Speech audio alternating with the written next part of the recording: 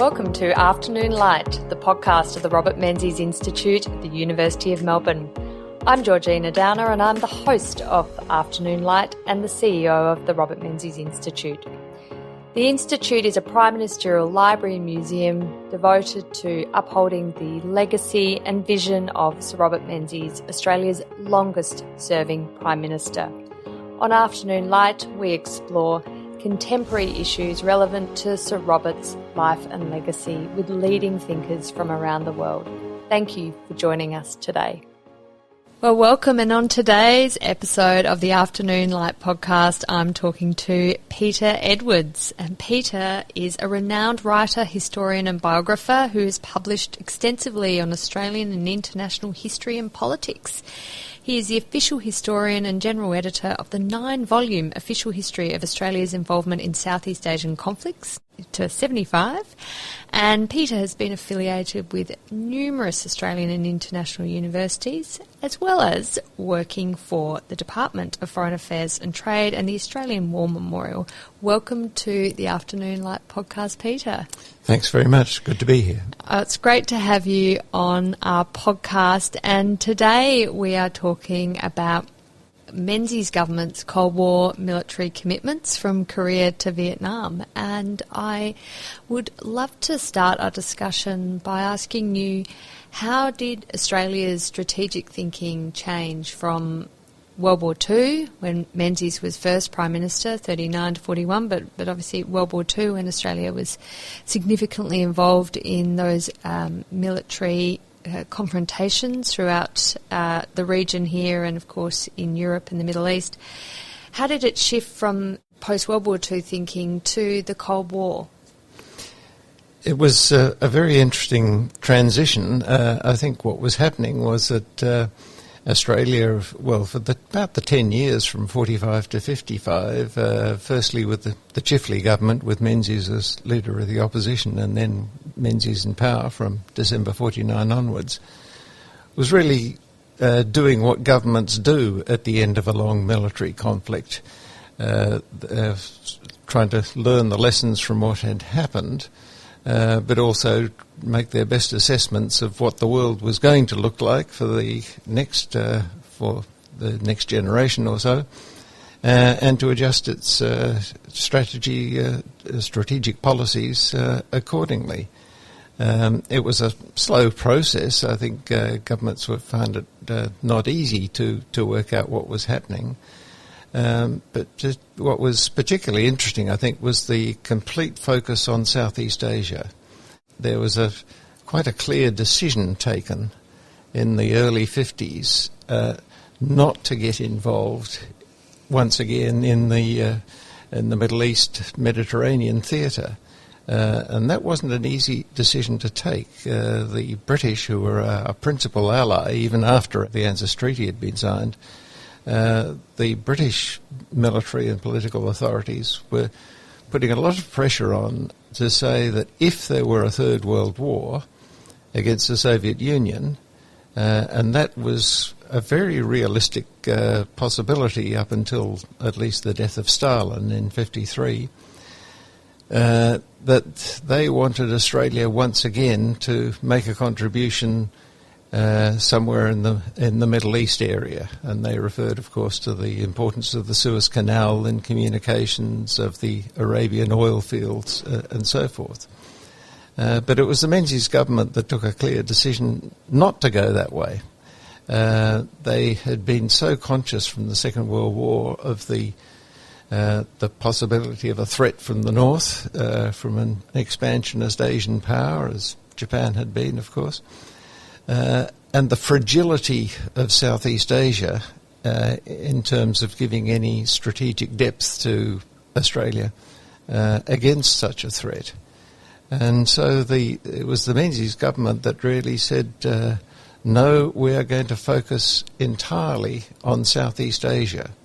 For a time, they made a couple of very small commitments in the Middle East, a couple of Air Force squadrons to Malta for a time, but then they pulled back entirely and said, no, we're only going to make any military intervention in Southeast Asia. And that was true. After the Korean War, the three commitments that we made was to the Malayan Emergency, the Indonesian Confrontation of Malaysia, and, of course, the Vietnam War. So that was a very clear focus and not an easy decision to make, and especially, I suspect, for Menzies, who was such an empire man, of course, and who had been through the war, seeing how he knew how important the support of powerful allies was. Yeah, so what was the response from Britain to this change in posture from Australia? Well, they reluctantly accepted it. And of course, the two commitment and the next two commitments were alongside Britain. And in fact, we did not go to war or anything that could be called a war other than alongside Britain until the major commitment to Vietnam in 1965. We were much more comfortable fighting alongside Britain. We worked well with them. Their military structures and traditions were akin to ours, of course, whereas the Americans often did things differently. And in both the Malayan Emergency and Confrontation, we were very comfortable with British tactics, the low-level conflict tactics. The British developed a pamphlet on doctrine called the Anti-Terrorist Operations Manual, I think it was, ATOM being the acronym. But we were very comfortable with the way that British coordinated the military, political, civilian agencies in a counterinsurgency operation, so that you tried to make the war smaller rather than bigger all the time, which was very important. So we worked comfortably with the British, and the British accepted that this was what we were going to do. And especially after 1953, after the Korean War ended or reached an armistice, it's still technically not over, but after the armistice in Korea and after the death of Stalin, the risk of a Third World War against the Soviet Union was appreciably less, and so it was easier for the British to accept then that our contribution was going to be in Southeast Asia. And domestically, how was that received? Did the Australian public support, by and large, that shift in focus to Australia's near north from having broader strategic outlook? I think so. I think very much so, because Australia had had a huge scare of fearing invasion in the Second World War. Now people still argue as to whether there was a genuine threat of Japanese invasion, but certainly it seemed very real. And Darwin was bombed, and so were many other Australian towns and cities on the north coast. So we felt it was real.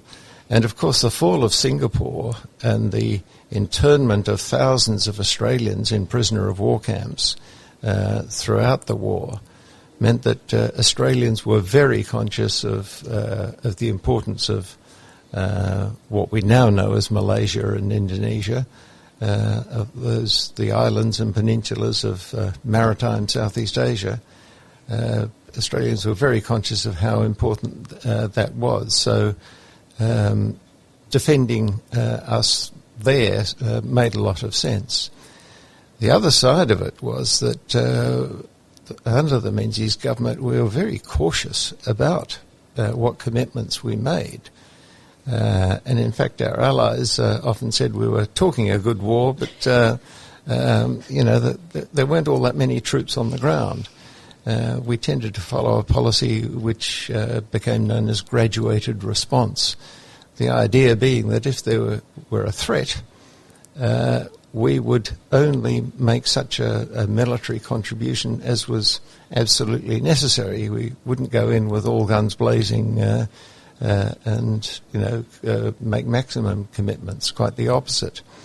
For example, the Malayan Emergency started in 1948 while Chifley was still in office, but the Menzies government right from the start was pressed to make a commitment. We committed Air Force elements and various other bits of equipment early on, but it wasn't until 1955 that we actually committed troops, and by that time much of the conflict was effectively over. We were involved in what were often known as mopping up operations for the rest of the 50s. But that commitment of troops in 55 played into the domestic politics of the day. That coincided with the great split in the Labour Party, the 54 election and then the 55 election, which split the Labour Party. Well, the sending of combat troops to Malaya was one of the crucial issues that divided the Labour Party. In fact, I'm told that for years afterwards you could see the slogan, graffiti saying "No troops to Malaya" in railway cuttings around Melbourne and so on. Yeah, it was it was quite an issue. But so that actually helped Menzies to split his opposition, and of course that split helped to keep the coalition in power until 1972. But I don't think that it was a case of the political benefits coming from the policy, not the other way round. Right, yes. So I think you've written previously that good policy feeds good politics, but you have to sometimes take a little heat initially while the good policy is accepted as it is. I wanted to ask you about, Peter, this idea of the domino theory. So we're in the midst of the Cold War. There's concern that if one country in Asia falls to communism, then others will follow until it sort of feeds down to Australia and we're overtaken by communists. But Menzies tempered that domino theory with an idea of forward defence, didn't he? It wasn't a sort of a sense of collective security. We're going out to fight the communists from afar. We were very much focused on our near north and doing things with allies and doing, as you say, only so much as was required. Yeah, well, the domino theory, as far as for a start, everybody believed in the domino theory. I mean, people had seen how the Nazis had expanded their power in the 30s and how the Soviet Union did in the late 40s, and then again it was understandable that people should fear that something like that might happen in East and Southeast Asia in the 50s, for example. Partly because, well, there were two reasons why just about everybody believed in it initially, both communists and non-communists, because the communists said every victory proves that they are they are the wave of the future, and it's going to lead to another victory, and anti-communists feared precisely the same result. Yeah. And there were two reasons why there was some good reason for it. One was simply the psychology of it, the momentum, as people would say, but the other was more basic on the ground militarily. If you're conducting an insurgency in one country, it helps enormously if a neighbouring country, you can get supply lines through that neighbouring country, or you can retreat to sanctuaries in that neighbouring country. I mean, the Vietnamese communists wouldn't have succeeded as far as they did in the 1950s had it not been that China had already become communist, and therefore, from over the border from northern Vietnam, they could retreat into China. So the domino theory was fairly important, was valid, and everyone believed it, but it gradually became less less powerful as countries established themselves as the newly independent and initially very fragile governments established themselves as they emerged from the colonial status, so that they were able to withstand the withstand the pressure of a neighbour going communist. And that's why there are some people who still say today that the Vietnam War served a purpose because the effect of the fall of Saigon in 1975 was very different from what it would have been if Saigon had fallen in 1965, which is almost certainly what would have happened if America and its allies hadn't intervened. The fragility of Thailand, Malaya, Singapore, Indonesia, etc., the regional ramifications would have been very different. We'll never know, what would have happened, but there certainly would have been greater regional ramifications of one sort or another. And the question that some people often ask, and it's a hypothetical, we can never know the answer, is, but would the Indonesian generals have stood up to what seems to be an attempted communist coup in September, October 65 in the way that they did, had the Americans and their allies not intervened in Vietnam earlier that year? I mean, 65 was such an extraordinarily turbulent year, so that Southeast Asia looked totally different. Only a couple of years later, 67, 68, people could say, well, what's this all about? Because Indonesia was so different. Malaysia and Singapore were much more stable, having separated in August 65.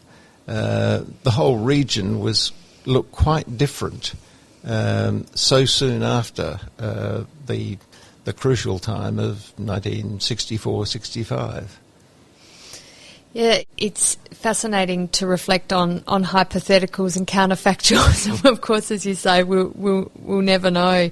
Why do you think it was then that Menzies' government was involved in so many military activities during that 50s, 60s period? I mean, and they're I think, aside from Vietnam, they're not necessarily part of the national consciousness these days. I don't think people focus too much on what we did in Malaya and what we did in Indonesia. And of course Korea as well. Yeah.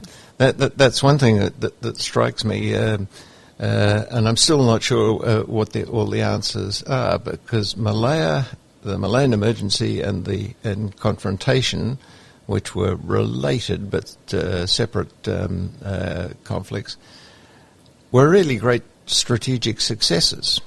We gained what we had set out to do. It was at a very low cost in terms of lives and treasure. And yet and I think Confrontation in particular was one of the greatest examples of Australian statecraft. And yet, as you say, it's hardly known, or people hardly know, even people who think of themselves as quite well informed on Australia's military history, get them confused or don't know what they were all about. And yet everybody knows about Vietnam and the way it worked out, and I think there's been a certain amount of reflecting backwards, as it were, that people say, oh, well, Vietnam was a disaster, therefore everything that led up to it must have been a disaster, and anything that was associated with it, like domino theories or the American alliance or great and powerful friends or forward defence, they must all have been fallacious or equally wrong. I think we need a much more nuanced understanding of what actually happened. And I think one of the reasons why we got into Vietnam was that the government, and particularly Menzies himself, I think, saw Vietnam as being another example of what had worked in Malaya. that it was possible for the Western countries to intervene in an area where countries were emerging as independent nations from the former European empires, and intervene in such a way that the new independent government would be either anti-communist or at least broadly sympathetic to the Western powers, and certainly not communist. That we could intervene that way, and there is documentary evidence that that when people started criticising his Vietnam commitment or the possibility of one, he said, yes, these are the same people who said the same thing about Malaya. And, they got that wrong, so we'll get it right this time. I think he underestimated the differences between Malaysia on one hand and Vietnam. The whole Indochina. The Menzies, I think, was like many of the people in Australia at all levels, knew much more about maritime Southeast Asia than about mainland Southeast Asia. We knew about the former British and Dutch empires. They were closer. All sorts of connections there. We had very few connections on the mainland of Southeast Asia in the former French Empire.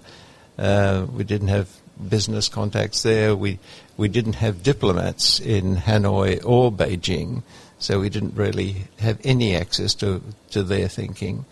We had very little military information, for example, or our independent military information, compared with what we did in Malaya. And in maritime Southeast Asia generally. So I think that was part of the reason why we got some things right and some things went badly wrong. It's interesting that we remember our failures, it seems, more than our successes. But then, but as you reflect on the Menzies thinking at the time, he felt he had learnt enough from successes to embark in something more ambitious in Vietnam, using the same decision-making techniques as he'd done in Malaya and Indonesia and the confrontation. And that, as you say, we didn't have the understanding of the situation on the ground. The circumstances were quite different, and therefore the result was one of our bigger failures. But in the consciousness of our nation, those successes just... It's really bizarre. I mean, you can hardly say we're a nation that glorifies war when we, as you say, we remember and lament our failures and pass over successes. It may have something to do with the fact that there were so few casualties, fortunately, in Malaya and confrontation. And so we sort of judge our military involvement by the losses. And after 60,000 dead in the First World War and 40,000 in the Second World War, and we quite rightly pay tribute to the enormous sacrifice that those generations made. And yet we seem to sort of underestimate the fact that we actually had some very significant achievements, doing things with great skill, and the military was skillful, the diplomats were skillful, the politicians were skillful, they coordinated their efforts, and we got a good result with at a very low cost, and we seem to forget it. It's really quite strange. It is. I guess we don't ever thank our leaders for averting disasters very much, because the disasters averted, so no one had to really experience it. You think, oh, well, that's fine, but, it might not have ever happened anyway, so...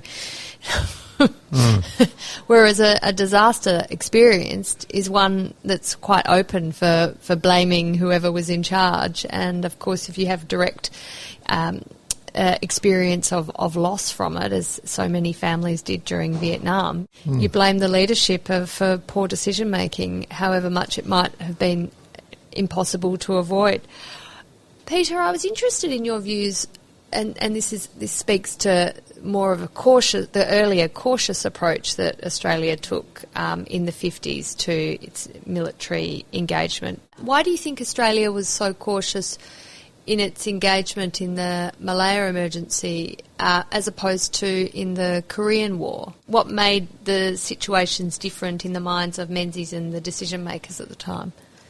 Well, the Korean War erupted. It was quite unexpected. Nobody had expected it, and the North suddenly invaded the South. There'd been border conflicts going on there of a minor nature, and then suddenly an all-out invasion effectively started.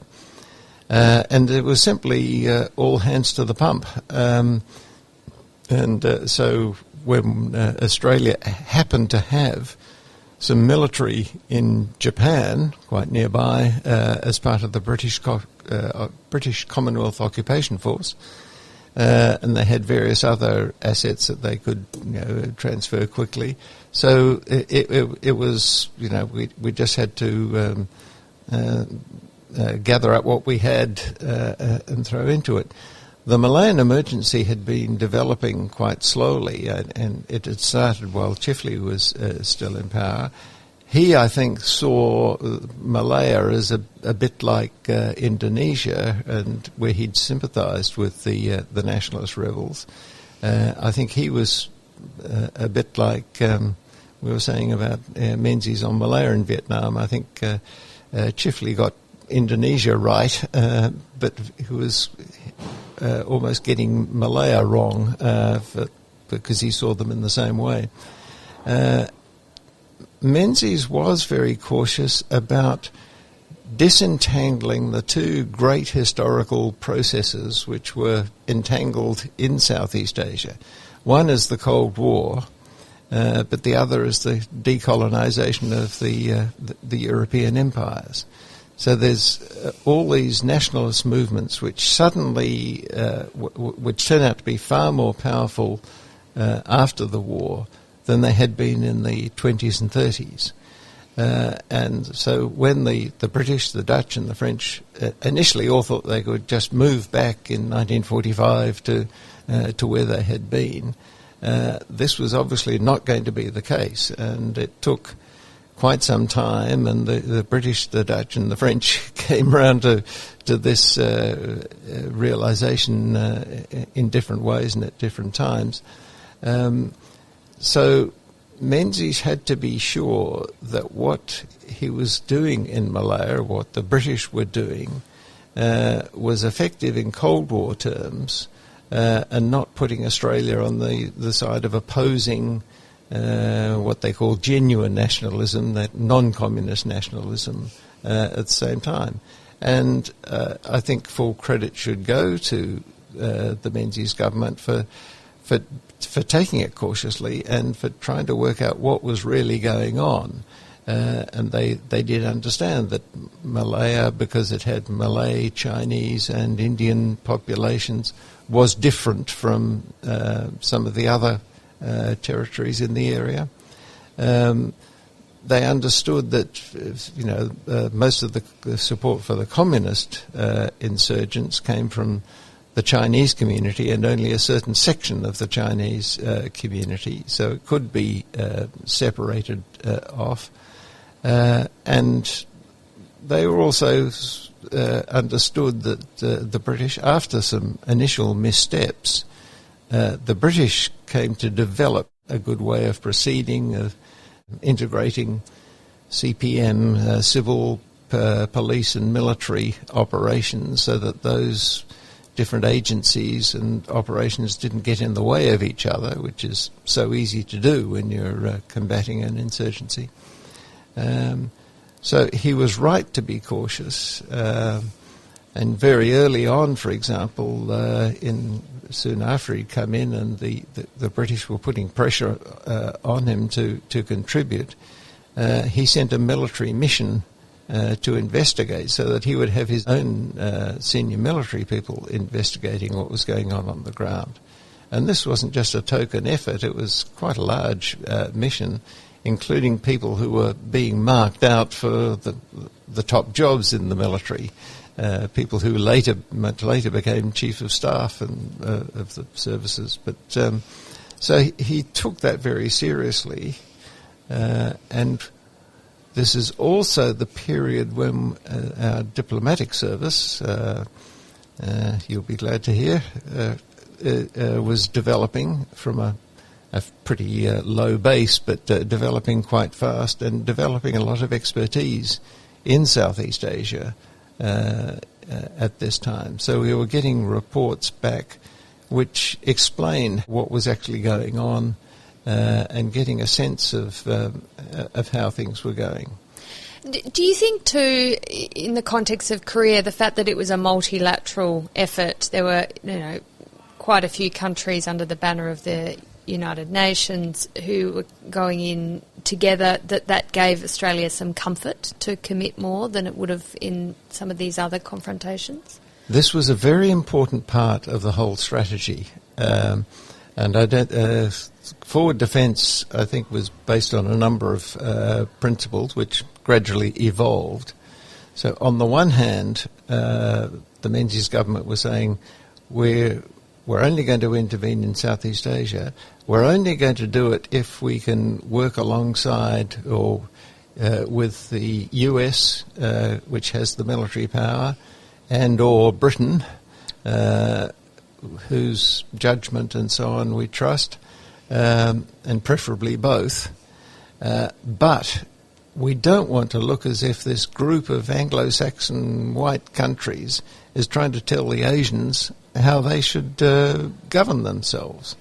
And so the fact of working in a multinational coalition, and preferably with some sort of multinational, and to be blunt about it, multiracial ethnic composition, having endorsement from such an institution was enormously important.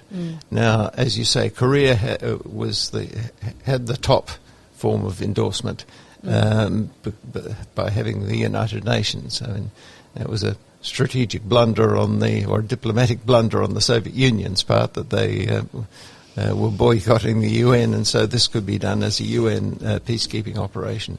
And as you say, it was a coalition of, from memory, I think 16 nations, and they came from all continents. And so it was quite clearly not an act of American imperialism. It was a multinational effort to against one country, one aggressive country. Now, similarly, both the emergency and confrontation had the similar sort of endorsement of the Commonwealth. They were Commonwealth exercises. They were supporting Malaysian governments in which Malay people were dominant, and they also had partners from other countries, I think Fiji and even an African regiment in one case. So it made it less easy to classify it as neo-imperialism or something of that nature. I think Menzies hoped and intended that any involvement in Vietnam would be under the banner of SEATO, the Southeast Asian Treaty Organization, and he kept referring to that and kept saying that this was consistent with his, with SEATO commitments and so on. When the flaws in SEATO, its weaknesses, which were many, were becoming more and more evident. But he kept trying to sort of cling to that, to say that, to show that this was not an American exercise or American imperialism. It was a genuine multinational collective effort. But SEATO was so much weaker than either the UN or the Commonwealth that that looked a bit flimsy. But at the time, it was certainly in the 50s, SEATO was considered more important to Australia than even ANZUS. It was something that would get quite a big run in Australian media. The Australian public was behind the concept of SEATO, the alliance, but it, as you say, by the time we get to Vietnam, it's while Menzies is clinging to it, it's falling apart. France is disengaged. Doesn't want a part in the Indo-China conflict, and while Menzies might have been claiming Australia's engagement in Vietnam was under the auspices of the commitments of SEATO, that clearly was starting to become less of a consideration. Yeah, it was founded in 1954, and it all came out of the Geneva Conference and the division of Vietnam into South and North. And it looked as if it was going to be a good thing, because it brought together some Southeast Asian countries with the external powers. The trouble is, those external powers were pretty half-hearted about it. Or America was committed, and Australia and New Zealand were therefore happy to go along with it. Britain joined up, became a member of SEATO, but the British government, even under a Conservative government under Churchill and Eden, had decided that the mainland, Vietnam and the neighbouring parts, that was not for them. France, having been humiliated really at Dien Bien Phu, said, right, that's it. We've paid a heavy cost for during the French Indochina War, and we're out of it. So it was only the Thailand and the Philippines that were Southeast Asian members. So really, by the early 60s, SEATO was in effect a cover so that there could be an American-Thai alliance. While the Thais could say, oh no, we're not just an American ally, we're acting with them in a collective agreement. But it was only the Americans and the Thais who were very keen on it, and Australia for those reasons. But you're right, initially Australia kept putting emphasis on it, and there were some people who genuinely believed in it. And one of the interesting aspects of it is that in the 50s, the army worked out fairly at some stage who were likely to be the chiefs of the General Staff, or what we now call Chief of Army, for several years ahead. And one of those people was John Wilton, who in fact was head of the army at the time the major commitment was made, and then promoted to the highest position, chairman of the Chiefs of Staff.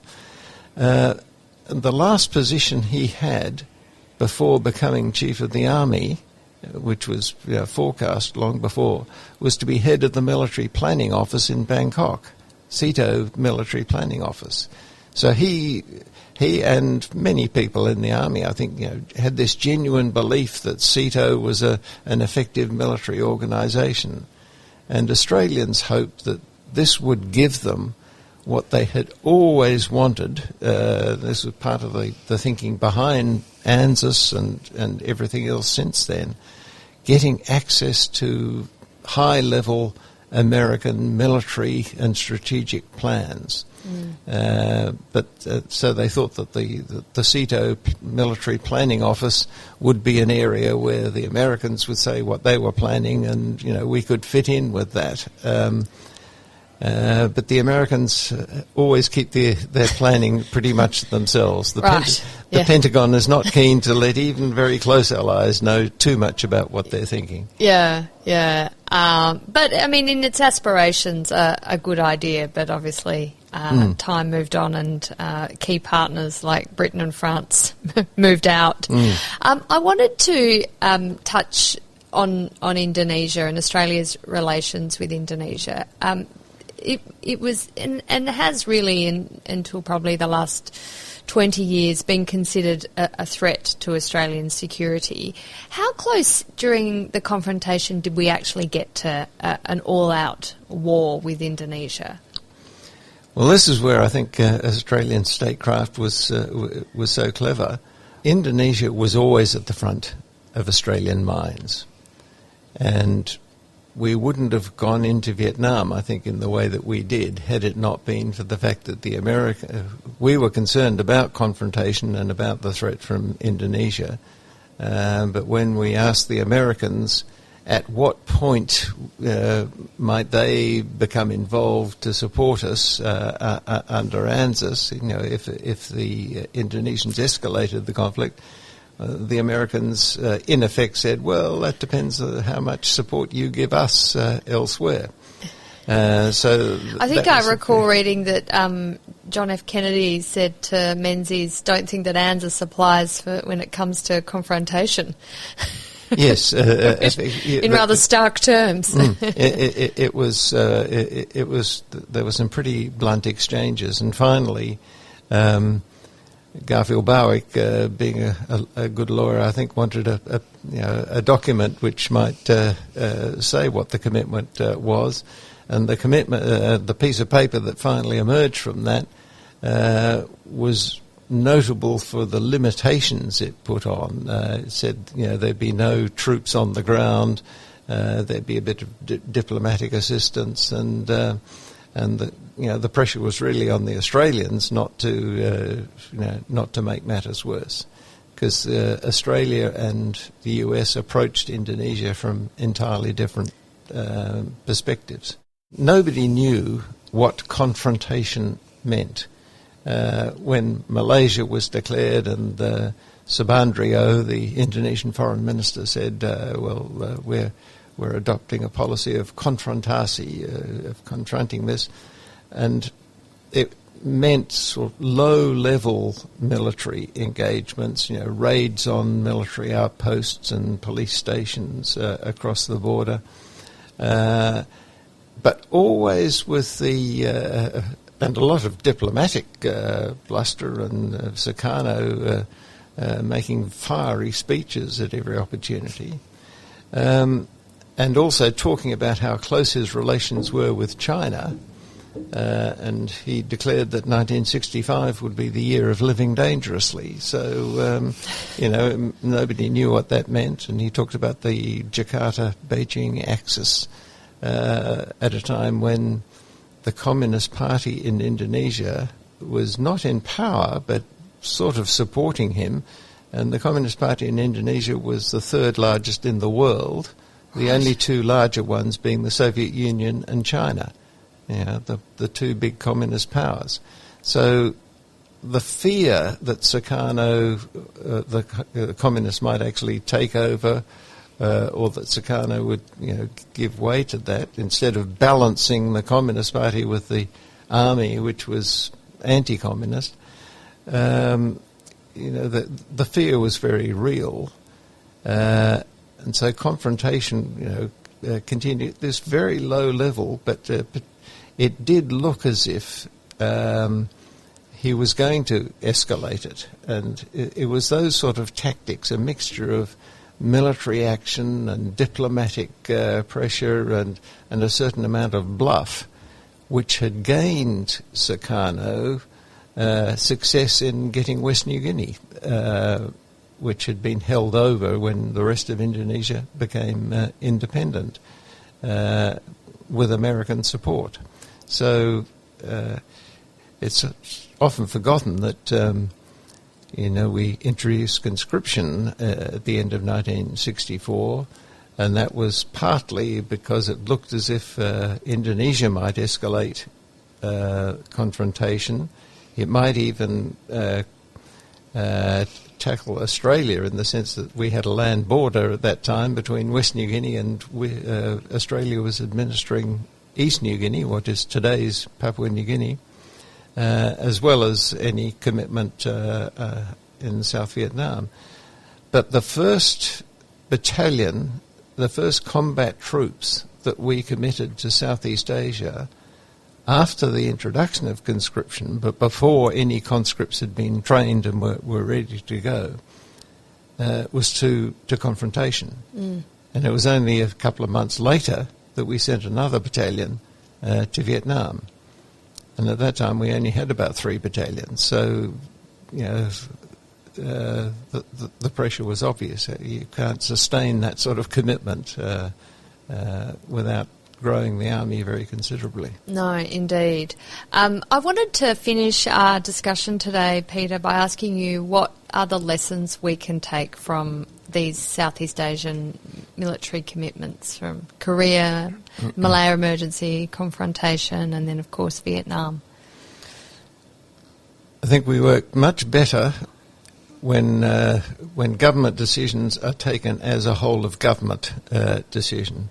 I think far too often they're seen as defence decisions, and only the military perspective matters.